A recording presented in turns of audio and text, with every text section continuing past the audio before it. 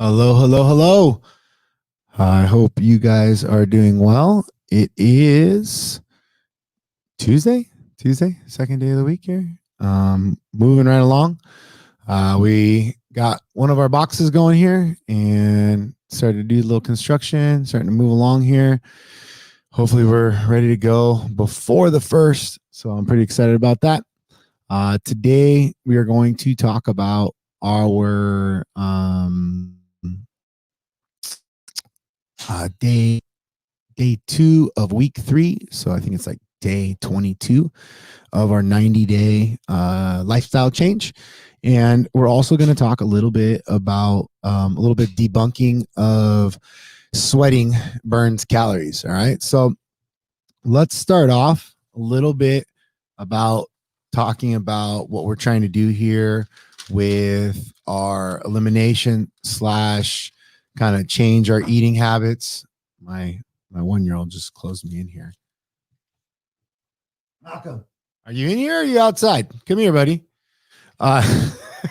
So we got our day 22. And here I'm asking us to add in now to eat a healthy meal one. So eat a healthy breakfast. So you guys that are doing intermittent fasting, when you start your first meal, breaking your fast, I am asking that it's a square meal. I'm trying to focus on proteins like eggs and very fibrous type stuff. I also want to make sure that I have some vegetables. Now, I get real weird about vegetables in the morning. It's a nice spot to put that green leaf that we're talking about. So you could kill two things with one stone. You could have your healthy meal and your green leaf meal as well. But one of the biggest things that you got to be careful of is not having too dense of vegetables in the morning. Your gut might not process it very well, and so it might slow you down for the rest of the day.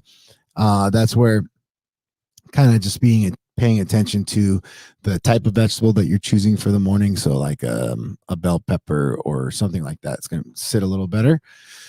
And then fats, making sure that like I get it. We can have like a hot dog, like grass-fed hot dog. You could have smoked salmon. You could do sausage. You could do chicken sausage. So a lot of my homies out there, you're going to have to use smoked salmon or chicken sausage. So if you can't have the pork, but outside of that, make sure you're getting in some of that protein from that meat and also to the eggs. And then I'm also asking that you start by thinking about getting ready 15 minutes earlier. So that way it's already in your mind, like, hey, I'm going to break my fast at 12 o'clock. So I'm going to start preparing myself at 11:45 to break my fast at 12.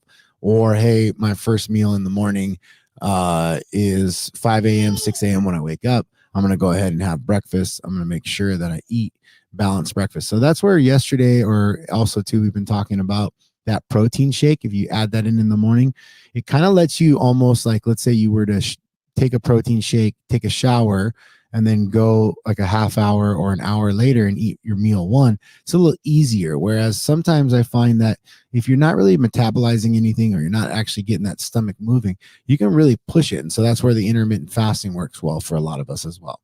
All right. But we are adding in one healthy meal to start the day. And the healthy meal is no real sugars, no real carbs, just really focusing on vegetables that are not dense, maybe some fibrous type stuff, proteins from eggs, and also from some type of meat or some type of source. So salmon again, grass-fed beef, chicken, sausage, bacon, whatever you got to do. All right. And then plan ahead of time. Plan the day before, and also to plan 15 minutes early to prepare it. And then don't be shy to eat the same thing over and over and over and over again. Just eat it over. Once you're into it, you're into it. So like I have a couple staples in the morning. Like for me, it's scrambled eggs, sausage, and then avocado. Or another one I like is scrambled egg with sweet potatoes, like a sweet potato hash, and bacon. And then I might actually keep it very consistent. I also do a tortilla where I do some type of hash. I put some type of bell peppers in there, and then, or I just do bell pepper eggs, and then I cut it into like little pizza, and I can eat it cold as well. So there's a lot of opportunities. And once I start it, I keep eating the same thing over and over for about a month, and then I change it up, maybe even longer. So, all right. And then remember, we're going to focus too here on talking about why sweating is not necessarily burning more fat for you. Right. So the more you sweat is not necessarily the more fat you burn.